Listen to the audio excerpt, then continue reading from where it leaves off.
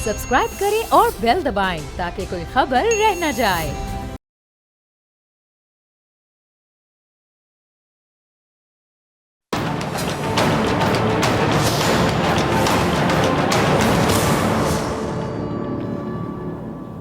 अस्सलाम वालेकुम नाजरीन, मैं हूं डॉक्टर फ़िज़ा खान और मैं हूं पाकिस्तान। इंतखाबात का वक्त करीब है और इसके साथ सवालात का तूफ़ान भी बरपा है। आवाम सवाल करते हैं कि 2024 के इंतखाबात गुज़िश्ता इंतखाबात से कैसे और किस तरह से मुख्तलिफ होंगे। निगरा हुकूमत के तरक्याती मनसूबों की तारीफ तो हो रही है, लेकिन उनका असल इम्तिहान शफाफ इंतखाबात का इनकाद है। तो अब देखना यह है कि वो इस इम्तिहान में पास होंगे या फिर फेल होंगे। इलेक्शन के इनकाद में तो कोई शक की गुंजाइश नहीं है, लेकिन मुल्क एक बार फिर से धांधली नाअहली के नारों लॉन्ग मार्च का मुतहम्मिल नहीं हो सकता। सियासतदानों को भी ये बात समझ आ जानी चाहिए कि अब वोटर इतना बाशऊर हो चुका है कि उसे कीमे वाले नान नहीं बल्कि रोजगार चाहिए, बिरयानी की देग नहीं तरक्की याफ्ता पाकिस्तान चाहिए, 1 to 5 नहीं बल्कि तालीम, सेहत और इंसाफ चाहिए। इसलिए सियासतदानों को अपनी परफॉर्मेंस कारकर्दगी बेहतर करना होगी। आगे बढ़ते हैं और बात करते हैं पाकिस्तान में जारी सियासी रसाकशी की। 16 माह हुकूमती बेंचेस पर एक साथ बैठने वाली मुस्लिम लीग नून और पीपल्स पार्टी के दरमियान आजकल हम देख रहे हैं कि बाकायदा लफ्जी गोलाबारी जारी है। और कल मेरे प्रोग्राम में साबिक सदर आसिफ अली जरदारी साहब को आड़े हाथों लेते हुए मुस्लिम लीग नून के रहनुमा तारिक फजल चौधरी साहब ने फरमाया कि जो सियासत करना चाह रहे हैं उसकी अब कोई गुंजाइश नहीं है। ज़रा सुनिएगा। जी तो सुना आपने। अब एक तरफ तारिक फजल चौधरी साहब का सवाल है, दूसरी तरफ पीपल्स पार्टी के रहनुमा फैसल करीम कुंडी का कहना है कि पाकिस्तान पीपल्स पार्टी ने सिंध में वर्ल्ड क्लास हॉस्पिटल बनाया जहां मुल्क भर से लोग आते हैं और मुफ्त इलाज करवाते हैं। मुस्लिम लीग जवाब दे कि उन्होंने क्या किया है। ज़रा सुन लीजिएगा कुंडी साहब को।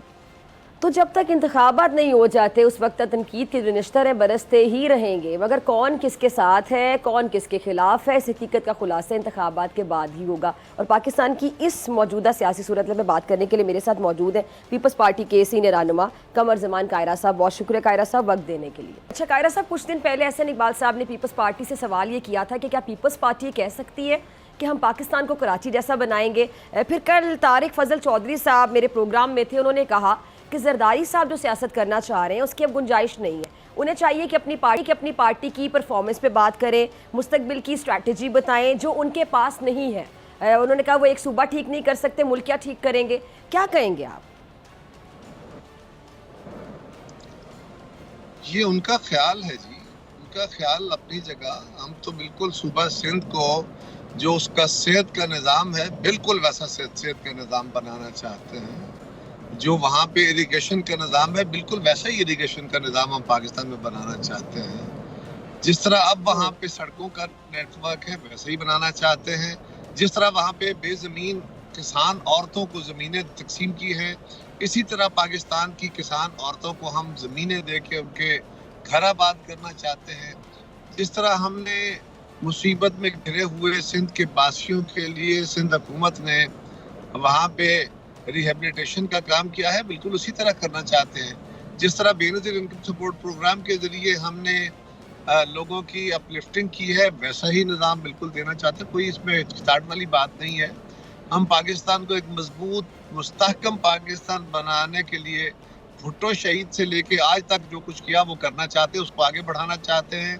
और चार्टर ऑफ डेमोक्रेसी के ज़रिए मोहतरमा ने इस मुल्क में जमहूरी मुस्तकबिल के लिए जो कुछ किया उसको आगे बढ़ाना चाहते हैं।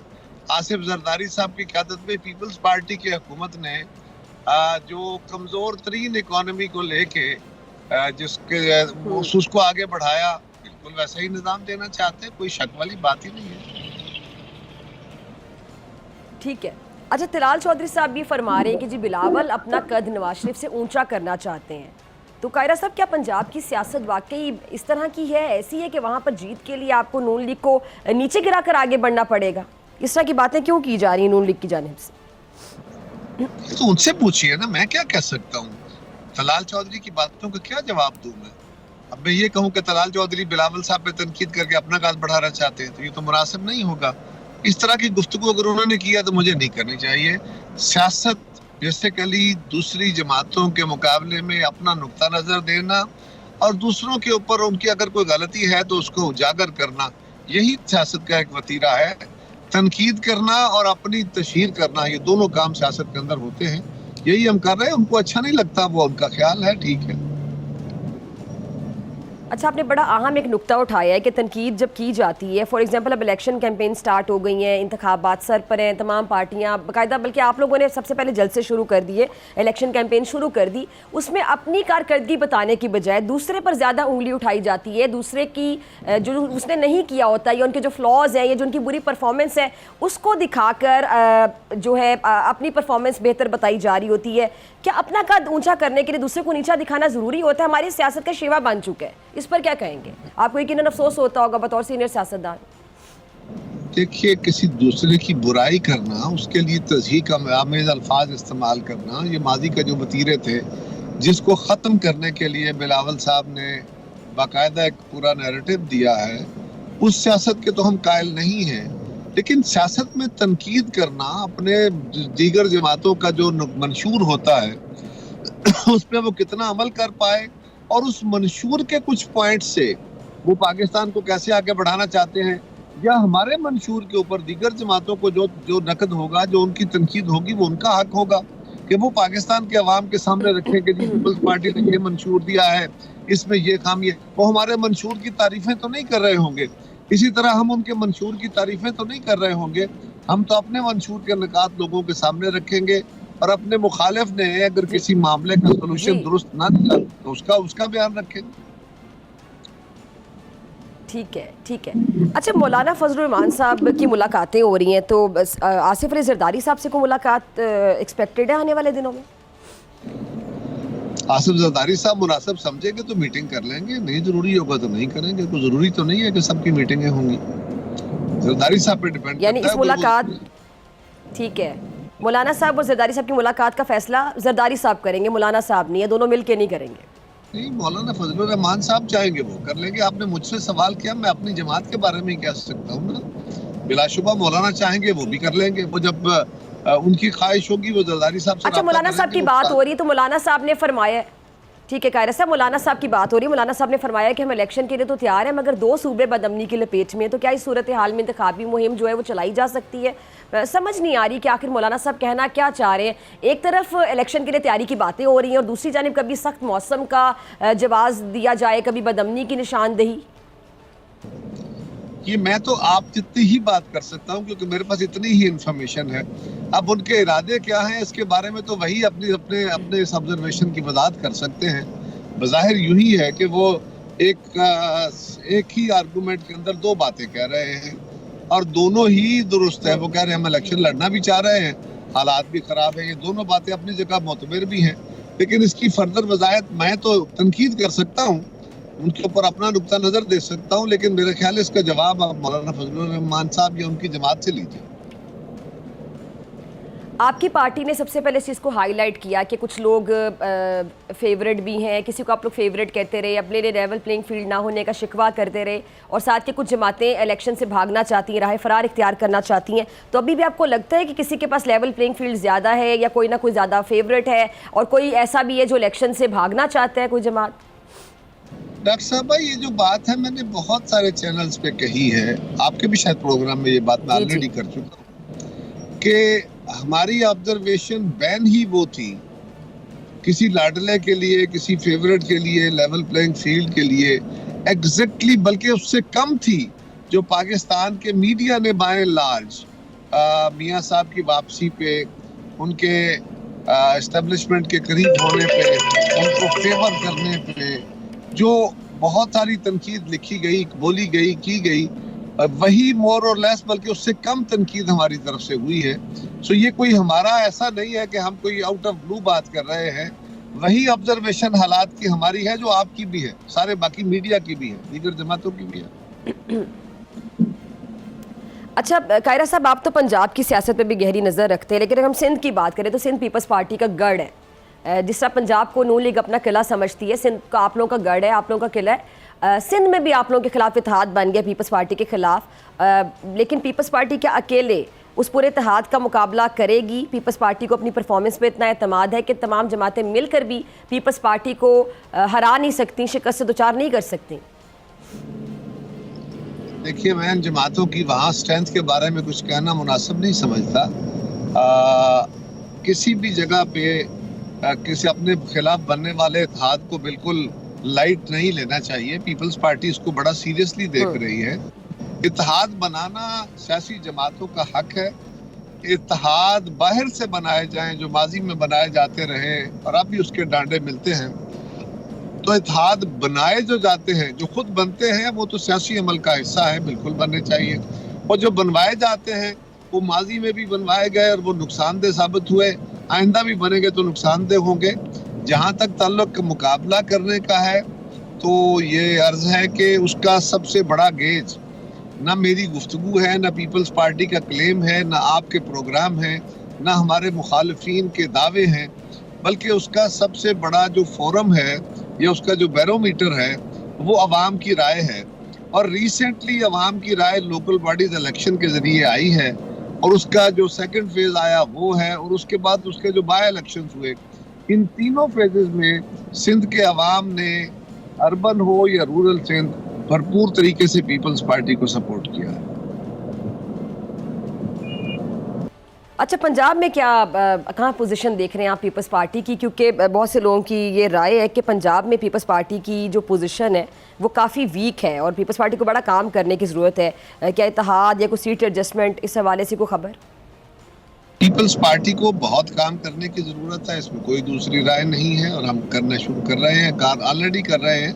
हमारी तंजीमें भी कर रही हैं, चेयरमैन साहब भी कर रहे हैं। कुछ काम विजिबल होते हैं, कुछ इनविजिबल होते हैं। सारे काम करने पॉलिटिक्स में ज़रूरी होते हैं, आप राब्ते कर रहे होते हैं। लेकिन मैं आपको एक बात की एश्योरिटी देता हूं कि इंशाअल्लाह पीपल्स पार्टी इस इलेक्शन के अंदर माजी के मुकाबले में बहुत बेहतर परफॉर्म करेगी। हमारे लिए पंजाब में चैलेंज है, ये बात दुरुस्त है, इससे कोई इनकार नहीं, लेकिन पीपल्स पार्टी इंशाअल्लाह बहुत बेहतर परफॉर्म करेगी। ये भी याद रखिए कि पंजाब के अंदर हमेशा वो पैट्रियट बना के काफ लीग की हुकूमत बनाई जाए तो पीपल्स पार्टी, वो अफराद तोड़ के मुस्लिम लीग जुनेजों में दाखिल किए जाएं तो पीपल्स पार्टी, और वो इमरान खान के साथ शामिल किए जाएं तो पीपल्स पार्टी, ये सारी जो मशकें हैं ये मेजॉरिटी में पीपल्स पार्टी पे हुई। हमारे यहाँ क्योंकि इलेक्टेबल्स की पॉलिटिक्स हो गई है, अनफॉर्चुनेटली डिक्टेटरशिप्स ने सियासी और जमहूरी अमल को मुस्तहकम नहीं होने दिया, लिहाजा जमातें कमज़ोर हैं, इलेक्टेबल्स मजबूत हो गए हैं। और इलेक्टेबल्स आसानी से तो नहीं बन जाते। अगर किसी जगह पे किसी जमात के उम्मीदवार मजबूत होते हैं और उनको बार बार तोड़ लिया जाता है तो वो जमात कमजोरी के शिकार हो जाती है। इसके बावजूद पीपल्स पार्टी का कारकुन काबिल सताइश है कि उसने अपनी कमिटमेंट पार्टी से जारी रखी है, और जो प्रोपेगेंडा था लोगों ने देख लिया उसमें क्या सदाकत है। मैं आपको ये यकीन दिलाता हूँ कि इंशाअल्लाह पीपल्स पार्टी इस इलेक्शन के अंदर बहुत बेहतर परफॉर्म करेगी, रादर सरप्राइज करेगी इंशाअल्लाह। अच्छा, जरदारी साहब ने लाहौर में पंजाब और बलोचिस्तान की जो पार्टी रहनुमा हैं उनसे मुलाकातें की हैं और बिलावल साहब ने भी सिंध में पार्लिमानी बोर्ड का जो इजलास है वो बुलाया, तो क्या पंजाब और बलोचिस्तान में इत्तेहाद की कोई कोशिश की जा रही है? इसके बारे में मैं तो आगाह नहीं हूँ, लेकिन ये एक फितरी अमल है, अगर जरूरत होगी, ठीक है, जगह पे और ऑप्शन होगी तो बिल के पार्टी। अच्छा, इलेक्शन में कौन सी पार्टी आपको लगता है कि आप लोगों को टफ टाइम देने जा रही है? एक हेल्दी कंपटीशन भी होता है, एक दूसरे का मुकाबला भी होता है, तो आप किसको समझते हैं कि जो आपको चैलेंज देंगे इन इंतखाबात में या टफ टाइम देंगे? कायरा साहब, आप मुझे सुन पा रहे हैं? मेरा ख्याल है जी इसको इस तरह जी जी जी मैं आपको सुन पा रहा हूँ और जितना मैं समझा हूँ उसका जवाब यही है कि हम किसी जमात को अपना दुश्मन नहीं समझते। पाकिस्तान की सारी जमातें अवाम के पास अपना नुक्ता नज़र लेके जाएंगी और जिसका नुक्ता नज़र अवाम को पजीराई वाला मिला वहाँ से लोग उनको वोट दे देंगे। पीपल्स पार्टी ये समझती है कि हमारा मुकाबला सियासी जमातों की बजाय हमारा टारगेट महंगाई है, बेरोजगारी है, पाकिस्तान की बेहतर इकोनॉमी है, इस मुल्क की फेडरेशन है, इस मुल्क के आइन को बचाना है, लोगों की, आम आदमी की जिंदगी में आसानियां पैदा करना है। ये हमारा टारगेट है। बाकी हर जमात जो माजी की लड़ाइयाँ और डांडे हैं कि ये हमारा दुश्मन है, ये हमारा, ये सियासत में इख्तलाफ राय है, वो हमारी मुखातब सियासत हैं ना, हम उनसे लड़ाई है हमारी कोई, हम अपना नुक्ता नजर लेके जा रहे हैं अवाम के सामने और उसमें जो अवाम ने फैसला दिया अपना नुक्ता नजर। ठीक है। अच्छा कायरा साहब, ये जो पीटीआई के इंट्रा पार्टी इलेक्शन पे बड़ी तनकीद हो रही है, बाकी पार्टियों के भी इंट्रा पार्टी इलेक्शन होते हैं, तो ये जो सरबराही है, ये तो सदारत है, ये घूम फिर के ख़ानदानों के गिर्द घूमती रहती है, इस हवाले से मैं आपका कमेंट चाहूँगी। देखिए, दो बातें पीटीआई के इलेक्शन के ऊपर बड़ी तनकीद का निशाना है। एक तो ये कि बैरिस्टर गौहर साहब हमारे भाई हैं, बरखुरदार हैं, छोटे हैं हमारे, मेरा तो बड़ा ताल्लुक है उनसे। वो हमारी पार्टी के कैंडिडेट थे, उनके भाई हमारे डिस्ट्रिक्ट प्रेसिडेंट थे, लिहाजा हमारे तो बड़े रिसेंटली थे। वो कुछ अर्सा पहले ही खान साहब के केस लड़ते थे, फिर उन्होंने अपनी पीटीआई ज्वाइन कर ली और अब उनको खान साहब ने नामजद किया है। ये नामजदगियां खान साहब के अपने मिसाल या उनके अपने असूल के खिलाफ वर्जी है, क्योंकि हमें भी यही ताने देते थे। एक तो इस पे ये एतराज है उनके अपने लोग कर रहे हैं, मुझे तो कोई एतराज नहीं है, लेकिन पीटीआई के अपने और पुराने लोग इस पे एतराज कर रहे हैं। कुछ लोग इस मुल्क के एनालिस्ट और एंकर्स भी आपकी तरह वो भी ये सवाल उठा रहे हैं कि पार्टी के ऑलरेडी अपने लोग मौजूद थे, लाइक अली मोहम्मद खान और बाकी, जिन्होंने मारे भी खाई हैं, तकलीफें भी झेली हैं, डट के अपनी पार्टी के साथ भी खड़े हैं। आप उनको छोड़ के नए आने वालों के लिए रास्ते हमवार करते हैं, तो ये क्या।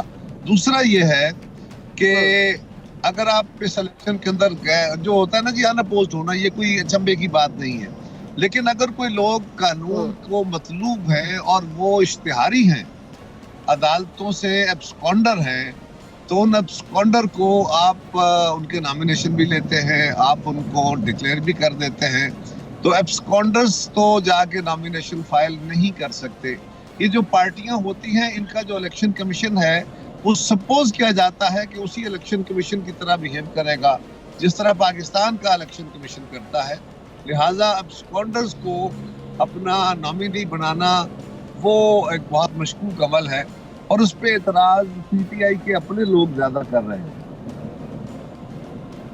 ठीक है, उनके अपने लोग ज़्यादा कह रहे हैं। अच्छा, हाफिज़ हमदुल्ला साहब कल मेरे प्रोग्राम में कह कर गए हैं कि मौलाना फजलुर रहमान साहब अगर पीडीएम के सदर बन सकते हैं तो मुल्क के सदर क्यों नहीं बन सकते। फिर दूसरा उनका दावा ये भी है कि मौलाना फजलुर रहमान साहब ही सदर बनेंगे, हुकूमत चाहे PMLN की आए या पीपल्स पार्टी की आए। तो आपको उनका ये एतमाद ठीक दिखाई देता है? देखिए, हर जमात की एक ख्वाहिश होती है कि वो अगर जीतती है और वो इतनी सीटें जीते कि वो अपनी हुकूमत बनाए और उनका अपना जो लीडर है वो वजीर आज़म बने। हर बड़ी जमात की एक ख्वाहिश होती है, और जो जमातें पूरे मुल्क के अंदर इलेक्शन जीत के अपना वजीर आज़म बनाने, अपनी हुकूमत बनाने की पोजीशन में नहीं होती, वो कोशिश करती हैं कि वो इत्तेहादी हुकूमतें बनाएं। और अगर किसी इत्तेहादी हुकूमत के नतीजे में आप वजीर आज़म नहीं बन सकते तो आपका ये ऑप्शन होता है कि हम सदर के लिए कोशिश करें। तो इस कोशिश में तो मौलाना फजलुर रहमान साहब को भी हक है, मेरी जमात को भी हक है, पीटीआई को भी हक है, मुस्लिम लीग को भी हक है, बाकी भी मुल्क की तमाम जमातों बशमूल जमात इस्लामी हो, ANP हो, सबको ये हक हासिल है कि वो अपने लीडर के लिए ये ख्वाहिश रखें कि वो मुल्क के सदर हों। लेकिन उनकी उम्मीदें अपनी पार्टी से ज़्यादा आप लोगों से ना। उन्होंने कहा चाहे पीपल्स पार्टी की हुकूमत हो, चाहे PMLN की हुकूमत हो। ये उनका ख्याल है, उनके ख्याल के ऊपर मैं क्या कहूं? ठीक है। अच्छा, दूसरा कायरा साहब, ये आगे जाके ये जो कौमी हुकूमत के हवाले से, या अगर हम मखलूत हुकूमत की बात करें, मखलूत हुकूमत का लफ्ज़ मैं इस्तेमाल करना चाहूँगी, जो बातें हो रही हैं कि शायद सादा अक्सरियत किसी को नहीं मिल सकेगी, एक कैलकुलेशन होती है, आगे जाके क्या होगा तो फिर देखा जाएगा इंतखाबात के बाद। अगर मखलूत हुकूमत होती है तो क्या फिर दोबारा आप की पार्टी और PMLN एक पेज पर हमें नज़र आ सकती है मुल्क के वसी तर मुफाद में? ये जो लफ्ज़ आपने इस्तेमाल किया, वसी तर मुल्की मफाद में, बिल्कुल। देखिए, अगर किसी जमात की अक्सरियत नहीं आती तो क्या इस मुल्क के अंदर आपने नए इलेक्शन की तरफ जाना है? दोबारा फर्ज करें दोबारा इलेक्शन में जाते हैं, फिर किसी जमात की अक्सरियत नहीं आती, तो अल्टीमेटली आपको इत्तेहादी हुकूमत बनानी पड़ेगी। और इत्तेहादी हुकूमत मौजूदा मुल्क के अंदर जो इलेक्टोरल पॉलिटिक्स के अंदर जमातें असम्बली के अंदर होंगी, उन्हीं से मुश्तमिल बनेगी। तो ये उस वक्त फैसला होगा, और मैं समझता हूँ कि ये पॉसिबिलिटी है। मुल्क की जमातें जो असम्बली में होंगी, मुस्लिम लीग भी होगी, बाकी जमातें भी होगी। अगर मेरी जमात ने बनानी हुई, हम कोशिश कर लेंगे, किसी और जमात ने बनानी हुई वो भी कोशिश करेगा कि वो मिल के हुकूमत बनाए, और उसमें किसी भी जमात के साथ इत्तेहाद हो सकता है। वो कोई आपके ऑप्शन नहीं है, वो हालात के कंपल्शंस होती है। ठीक है जी, बहुत शुक्रिया कमर जमान कायरा साहब, बहुत शुक्रिया के लिए। नाज़रीन, आपसे मुलाकात होगी ब्रेक के बाद।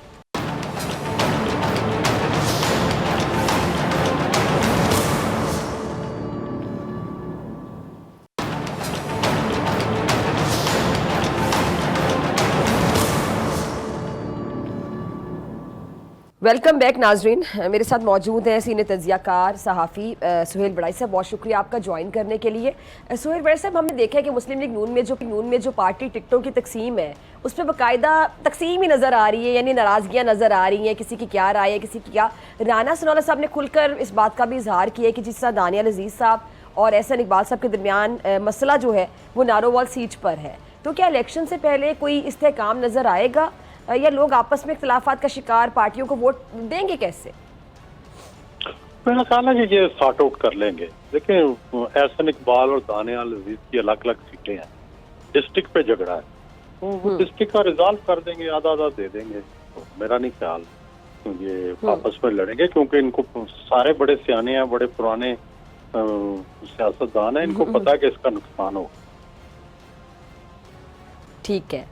अच्छा, ये जो एहसन इकबाल साहब के हवाले से दानियाल अजीज़ साहब ने काफ़ी सीरियस गुफ्तगू की। उन्होंने कहा कि महंगाई के ज़िम्मेदार जो एहसन इकबाल साहब हैं, प्राइस कंट्रोल के हवाले से उन्होंने कहा कि उनको नहीं संभालना आया। मेरे प्रोग्राम में भी थे ये 2 दिन पहले, तो मैंने उनसे पूछा तो उन्होंने कहा कि ये सीट का मामला भी गलत बात की जा रही है, ये जो राना सनाउल्लाह साहब है ये गलत बात कर रहे हैं, और उनका ये कहना था कि सिर्फ इसलिए कहा जा रहा है क्योंकि मैंने खुलकर महंगाई का जिम्मेदार एहसन इकबाल को करार दिया है। तो आपको क्या लगता है बड़ाई साहब, क्या वाकई एहसन इकबाल साहब महंगाई के जिम्मेदार हैं, या दानियाल अजीज साहब कोई पर्सनल ग्रज है जिसका इजहार कर रहे हैं इस तरह? देखिए, वो अगर सिर्फ एहसन इकबाल तो नहीं हो सकते। दानियाल अजीज के वालिद साहब से मेरा बड़ा ताल्लुक था, चौधरी अनवर अजीज साहब बड़े दानिशमंद आदमी थे। मेरा ख्याल है कि देखो, महंगाई की अगर जिम्मेदारी सिर्फ एहसन इकबाल पे तो नहीं डाली जा सकती, वो तो फिर पूरी शहबाज गवर्नमेंट जो है वो फिर जिम्मेदार ठहरेगी ना। उन्होंने रोका क्यों नहीं? अगर फर्ज को तो एहसन इकबाल, मैंने यही पूछा, मैंने कहा वजीर खजाना भी फिर जिम्मेदार होंगे, सागडार साहब, लेकिन उनको सिर्फ एहसन इकबाल साहब जिम्मेदार दिखाई देते हैं। ऐसा हो नहीं सकता ना, ये लॉजिकली ठीक। ठीक है। और जो चीजें लॉजिकली ठीक नहीं होती हैं, सियासतदान अचानक से ऐसी बातें क्यों करना शुरू कर देते हैं?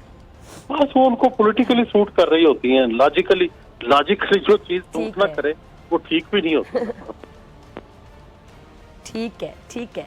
अच्छा बड़ाई साहब, इंतखाबात अब 8 फरवरी को हो जाएंगे, लेकिन इसके बाद अब पाकिस्तान की जो माशी सूरत हाल है, सबसे बड़ा चैलेंज हमारे लिए मईशत ही है, उसको आप कैसे देखते हैं? क्योंकि अभी तक किसी भी जमात ने कोई प्लान इकोनॉमी से रिलेटेड, माशी पॉलिसी, कोई स्ट्रैटेजी बताई नहीं है। टीवी पे भी जब कोई आता है, कोई ये कहता है मुझे लेवल प्लेइंग फील्ड ज़्यादा नहीं मिल रही है, कोई कहता है फलां फेवरेट है, किसी का क्या मसला चल रहा है, लेकिन कोई अभी प्रॉपर एक प्लान डिस्कस नहीं कर रहा कि हमने मईशत जो इतना बड़ा चैलेंज इसको ठीक कैसे करना है। अच्छा, जीतने के दावे भी हर कोई कर रहा है, लेकिन जीतने के बाद वही सवाल कि मुल्क को तरक्की देनी कैसे है, ये चैलेंज जो है मईशत का, इस पर पूरा उतरना कैसे है, ये कोई नहीं बता रहा। देखें डॉक्टर साहब, गुजारिश ये है कि ये तो ऑलमोस्ट क्लियर नजर आ रहा है कि जो अगली गवर्नमेंट है वो नून लीग की होगी और वज़ीर आज़म नवाज शरीफ हों। और देखना यह है कि वो क्या मुआशी प्लान देते हैं, और दूसरा ये देखना है कि जो SIFC ने प्लान दिया हुआ है उनके साथ उनके प्लान की कितनी मुताबिकत है। क्या वही प्लान है, उसी को वो एक्सटेंड करेंगे, बढ़ाएंगे, या उनका कोई उससे मुताबिकत रखता हुआ या मुखालफत रखता हुआ प्लान? तो ये अब देखने की बात है कि जो नवाज शरीफ साहब प्लान लेते हैं उसका SIFC के जो ऑलरेडी प्लान चल रहे हैं उन जैसा है, क्या वो भी मिनरल से तवज्जो देंगे, क्या वो भी ज़राअत को इसी तरह तरक्की देंगे, क्या या उनके कोई और इकोनॉमिक प्लान होंगे? IT, डिफेंस प्रोडक्शन देखने से दिलचस्प रखते हैं। ठीक है। अच्छा बड़ाई साहब, ये बिलावल साहब तो हम देख रहे हैं कि काफ़ी ज़्यादा, ज़ाहिर बात है खुद भी कहते हैं मैं नौजवान हूँ, और ज़ाहिर बात है नौजवान और फिर बहुत ज़्यादा एक्सपीरियंस जो होता है उनकी गुफ्तगू के अंदाज़ में थोड़ा एक फ़र्क होता है। उनके वालिद मोहतरम ने ऑलरेडी कह दिया कि अभी वो ट्रेंड नहीं है, तो बिलावल ज़रा धड़ल्ले से बात करते हैं, खुलकर तनकीद करते हैं, लेकिन जरदारी साहब जिनको मुफाहमत का बादशाह कहा जाता है, बड़ा सोच समझ के बात करते हैं, नपीतुली बात करते हैं, बड़े स्मार्ट पॉलिटिशियन है, वो भी आजकल काफ़ी ज़्यादा तीखे लहजे में बात कर रहे हैं। इसकी वजह क्या नज़र आती है आपको? देखिए, मेरी जरदारी साहब से रात मुलाकात हुई है और मैंने उनसे यही पूछा था कि आपने ये जो बिलावल के बारे में कहा, तो उनका कहना था कि ये हामिद मीर ने ऐसा सवाल किया कि मेरे मुंह से स्लिप ऑफ टंग हो गई और फिर मुझे अपने बेटे को जो है वो मनाना पड़ा। तो मेरा ये ख्याल है कि वाकई जरदारी साहब शायद ना ये कहना चाहते थे ना, लेकिन हामिद मीर साहब के जो ऐसे क्वेश्चंस थे वो जरदारी साहब कहने पे मजबूर हो गए। तो बाद में जाहिर है उन्होंने बिलावल को राजी भी किया, और बाप बेटा है, मैं तो पहले कहता था कि राजी हो जाएंगे, बहनें भी हैं दरमियान में, लेकिन ये एक यंग और मैच्योर पर्सन का एक कॉम्बिनेशन है जिसपे वो चलते हैं कि जो पार्टी को मोटिवेट करने का काम है वो बिलावल करते हैं, पार्टी को वो चलाते हैं, और जो एस्टेब्लिशमेंट के साथ मामलात हैं वो जरदारी साहब चलाते हैं। तो ये एक अच्छा कॉम्बिनेशन है। जैसे नवाज शरीफ और शहबाज शरीफ का भी ऐसा ही कॉम्बिनेशन था।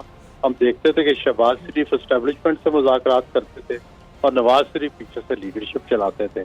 तो ये इन्होंने भी ऐसा कॉम्बिनेशन बना लिया है, तो इससे फायदा ही होता है, नुकसान नहीं होता।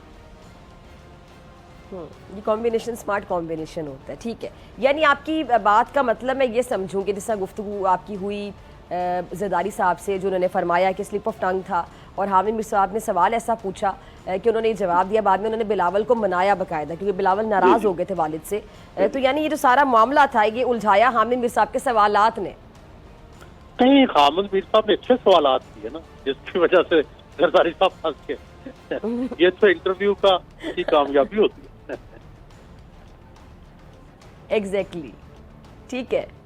और जरदारी साहब जैसे मुफाहमत के बादशाह और बड़े स्मार्ट पॉलिटिशियन, उनको फंसा दिया हामिद मीर साहब के सवालात ने। बिल्कुल सही। चलिए आगे चलते हैं। ये जो बड़ा सा पंजाब में सियासत बड़ी अहम हो गई है, क्योंकि पंजाब में जो ज़्यादा सीटें लेता है, ये पंजाब में हुकूमत बनाता है, उसका खैर विफाक पे असर आता है। तो पंजाब में क्या देख रहे हैं आप? पीपल्स पार्टी भी बड़े दावे कर रही है, लेकिन अभी जो कैलकुलेशन नज़र आती है ग्राउंड रियलिटी के, नून लीग का ही जो पलड़ा है वो भारी दिखाई देता है, और नून लीग का गढ़ समझा जाता है पंजाब।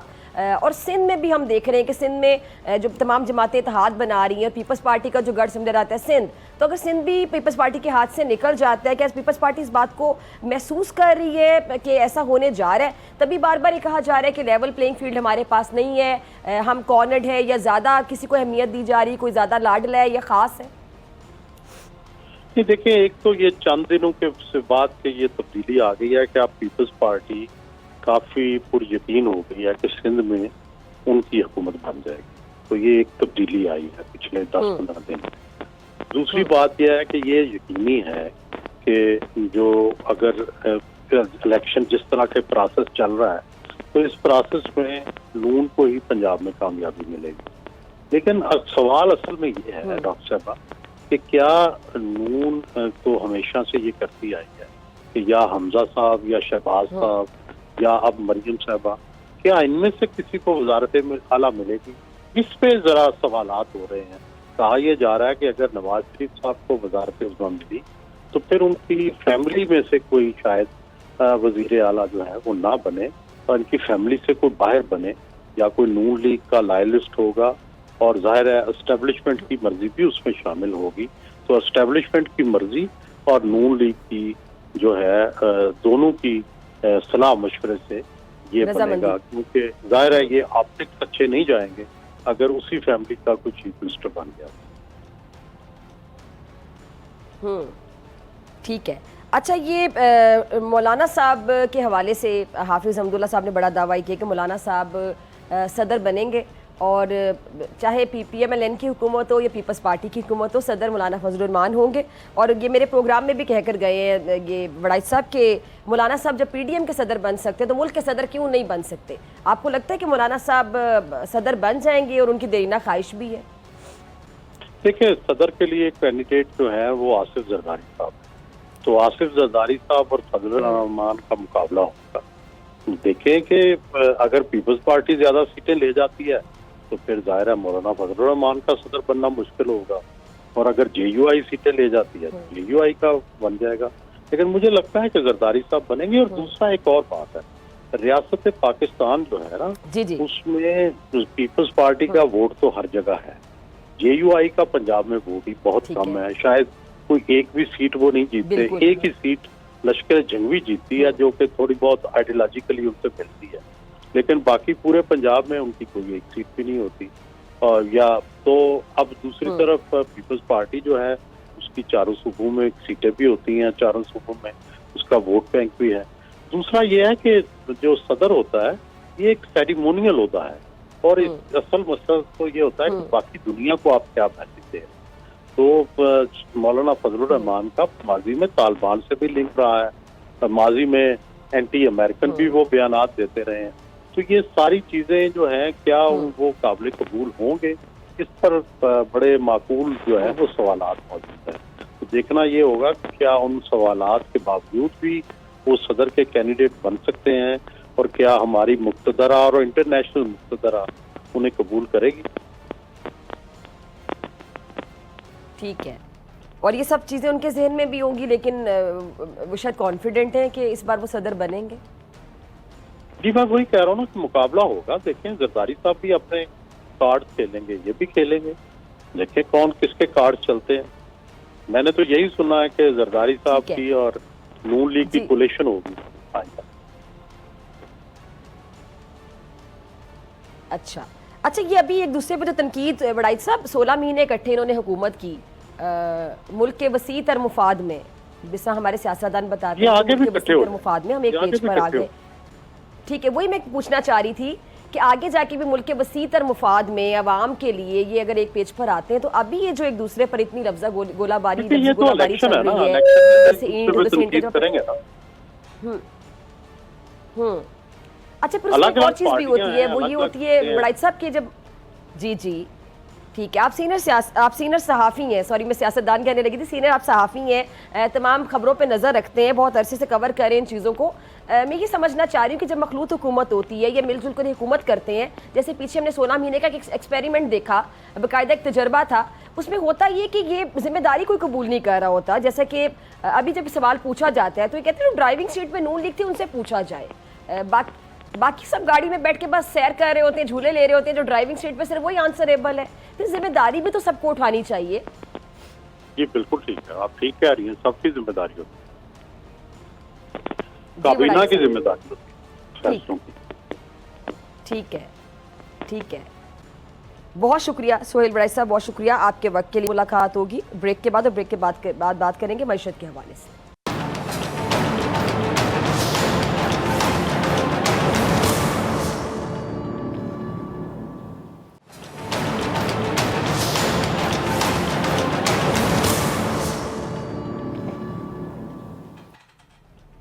वेलकम बैक नाजरीन। इंतखाबात करीब हैं और सियासी माहौल खासा गर्म है, मगर इसके बावजूद मुआशी चैलेंजेस के खात्मे के लिए निगरान हुकूमत, सिविल और अस्करी इदारों की जानिब से इंतहाई मुस्बत किरदार अदा किया जा रहा है। वो मईशत जिस पर चंद माह पहले तक दिवालिया होने के बादल छाए हुए थे, अब उसी मईशत से आए रोज़ मुस्बत खबरों का तसलसल बरकरार है। ऐसे ही आज पाकिस्तान स्टॉक एक्सचेंज में बड़ी नौयत की तेज़ी का तसलसल बरकरार रहा। मुल्क की तारीख में पहली बार इंडेक्स 64,000 पॉइंट्स की नई बुलंद तरीन सतह भी अबूर कर गया। IMF के साथ मुआहदे के बाद मस्बत रुझानात और मुकामी और गैर मुल्की banking, refinery, telecom, oil and gas, insurance और दीगर शोबों में भी बढ़ती हुई जो सरमायाकारी है, उसके बायस पाकिस्तान स्टॉक एक्सचेंज में आज भी बड़ी नौयत की तेज़ी का तसलसल बरकरार रहा, जिससे मुल्क की तारीख में पहली बार इंडेक्स 64,000 पॉइंट्स की नई बुलंद तरीन सतह अबूर कर गया है। तेज़ी के सबब 67% जो हिस्से हैं उसकी कीमतें बढ़ गई हैं, जबकि हिस्से की जो मालियत है वो 1 खरब 13 अरब 85 करोड़ रुपए से जायद का इजाफा हो गया है। डॉलर की निस्बत रुपए की कदर में इजाफे और नई जो मॉनेटरी पॉलिसी है उसमें शरह सूद में इजाफा ना होने की उम्मीदों से सरमायाकारों का जो मोराल है वो बहुत ज़्यादा बुलंद रहा, जिससे मार्केट का ग्राफ भी यौमिया बुनियादों पर कह सकते हैं कि बुलंदी के नित नए रिकॉर्ड्स बना रहा है। इस हवाले से बात करने के लिए मेरे साथ मौजूद है डॉक्टर खाकान। आर्य मशीद किसी तारुफ के मोहताज नहीं, बहुत शुक्रिया डॉक्टर साहब ज्वाइन करने के लिए, वक्त देने के लिए। डॉक्टर साहब, पाकिस्तान एक स्टॉक एक्सचेंज तारीख की बुलंदियाँ छू रही है और मार्केट ने इतना अच्छा बिजनेस कभी नहीं किया जितना अब करी अल्हम्दुलिल्लाह। तो सवाल ये कि निगरान हुकूमत ने ऐसी कौन सी स्ट्रैटेजी बना ली है जिस पर अमल दरामद करके पाकिस्तान एक स्टॉक एक्सचेंज हम देख रहे हैं कि माशाल्लाह बहुत ज़्यादा तरक्की कर रहा है, फल फूल रहा है। डॉक्टर साहब, अगर आप 4 महीने पहले चली जाएं तो आपको अंदाजा होगा कि पाकिस्तान की थी उसके सब अशारी ऐसे थे कि वो डिफॉल्ट को इनकॉर्पोरेट करके ट्रेड कर रहे थे। पाकिस्तान के ज़र मुबादला के ज़खायर 2.9 अरब डॉलर के करीब थे। फिर IMF के प्रोग्राम का इजरा हुआ जुलाई में और पाकिस्तान के रिजर्व्स बिल्ड होकर 8.7 अरब डॉलर पे आ गए।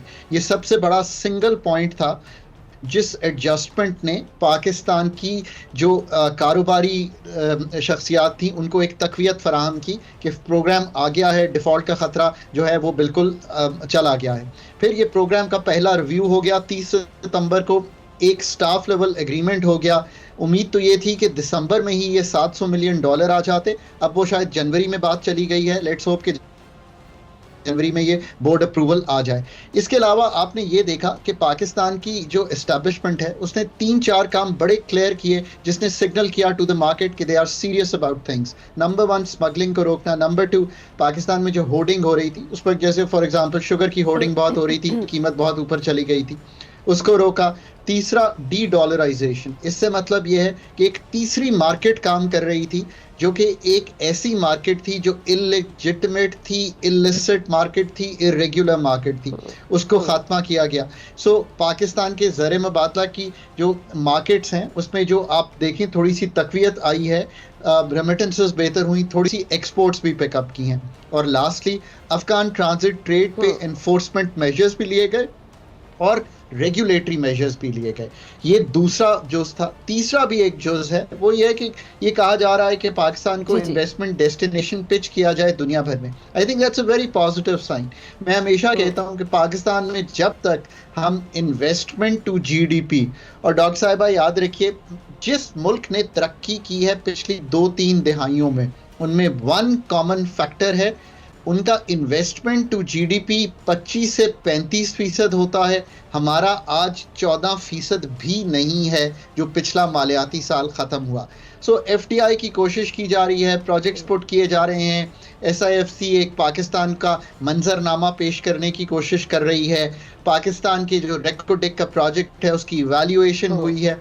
ये मैं सब बातें इसलिए कर रहा हूँ कि ये एक तीसरा सिग्नल दिया गया कि हम सीरियस हैं अपनी इकॉनमी को संभालने के लिए।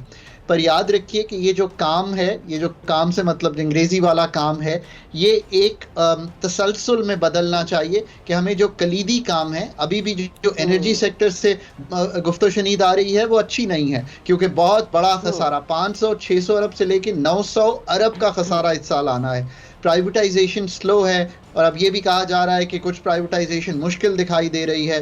That is not a good sign. PIA से आगे भी बढ़ना है, पीआईए की ही रीस्ट्रक्चरिंग अभी बहुत सा काम लेगी। ये डिफ़िकल्ट एरियाज़ हैं पाकिस्तान। टैक्स को बढ़ाने के लिए कोशिश की जा रही है और टैक्स के लिए सबसे बढ़ के जो की जा रही है वो डेटा माइनिंग है। Data mining is a very good thing, but हमें रियल एस्टेट, हमें एग्रीकल्चर, हमें रिटेल, होलसेल, इन सब सेक्टर्स में भी आगे बढ़ना है। कहने का मकसद ये है कि जो इस वक्त एक स्टेबिलिटी है और आपने थोड़े से मालियाती खसारे को भी संभाला है, हालांकि उस मालियाती खसारे को संभालने के लिए एक्सपेंडिचर कम करना पड़ा, but that is okay in the short run. तो यही हमारे पास चीज थी, करंट अकाउंट भी संभला। अब इसको आने वाली हुकूमत ने तकवीत देनी है इनटू ठीक है। मैं यही सवाल आपसे पूछने जा रही थी कि ये तो निगरां हुकूमत है डॉक्टर साहब, और निगरां हुकूमत इतना अच्छा परफॉर्म कर रही है तो फिर जारी बात है आने वाली हुकूमत से एक्सपेक्टेशंस बढ़ जाएंगी। हम उम्मीद करेंगे कि जो मुंतखब हुकूमत है वो इससे भी बेहतर परफॉर्म करे, क्योंकि बहरहाल वो एक बाकायदा प्लानिंग के तहत हुकूमत में आएगी। तो कितना बड़ा चैलेंज होगा मुंतखब हुकूमत के लिए?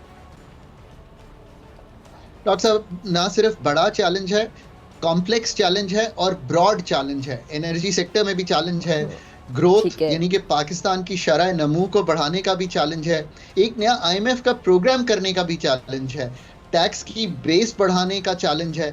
बहुत से लोग जो शरह गुर्बत से की लकीर से नीचे चले गए हैं और जेन्युइनली चले गए हैं। पिछले साल आपकी जो शरह नमू थी वो नेगेटिव थी, यू वर ग्रोइंग, इकोनॉमी सुकड़ रही थी, जॉब्स कम हो रही थी, इन्फ्लेशन बढ़ी हुई थी, आज भी बढ़ी हुई है। ये चैलेंजेस तो आपके सामने खड़े हैं ना, इसमें तो कोई शक की गुंजाइश नहीं है। अदारे अभी हमारे पास कमर्शियल अदारे हैं, ब्लीड कर रहे हैं। जो नहीं ब्लीड कर रहे वो उस तरह की परफॉर्मेंस नहीं दे रहे जो हमें रिटर्न्स आना चाहिए। आप मुझे बताइए कि इससे बढ़ के क्या चैलेंजेस होंगे जो मैंने आपके सामने रखे। आपने बहुत अच्छी बात की, उनको बहुत तैयारी से आना चाहिए। ये आज का दिन है, जिसने भी हुकूमत संभालनी है वो 8 फरवरी तक अपनी मुकम्मल तैयारी करके आए। अपनी मुआशी टीम, अपनी एनर्जी सेक्टर की टीम, अपनी प्राइवेटाइजेशन की टीम, ये तो बहुत कलीदी टीम्स होंगी जो पाकिस्तान की सर्जरी करेंगी। अगर हम ये नहीं करेंगे तो जो इस वक्त मईशत में एक इस्तेहकाम, मैक्रो स्टेबिलिटी के अर्ली साइंस, रिकवरी के अर्ली साइंस, अल्लाह करे कि क्रॉप्स उतनी ही अच्छी आए जितनी दिखाई दे रही हैं, उनको आप ट्रांसफॉर्म नहीं कर पाएंगे इनटू परमानेंसी। पाकिस्तान का ये बड़ा चैलेंज है। एस्टैब्लिशमेंट कुछ कोशिश कर रही है, बट आने वाली हुकूमत को under SIFC, under the new cabinet, under the new assembly बहुत मेहनत करनी पड़ेगी। पर इसका असर ये होगा कि आप 3 से 5 साल बाद एक मुख्तलिफ इकॉनमी देख पाएंगे। ठीक है जी, डॉक्टर खाकान नजीब साहब, बहुत शुक्रिया आपके वक्त के लिए। और इसी के साथ मुझे दीजिए, मुलाकात होगी इंशाल्लाह कल, सेम टाइम सेम चैनल। अगर ज़िंदगी ने वफा की, दुआओं में याद रखिएगा, अपना बहुत ख्याल रखिएगा। अल्लाह ने के बाद।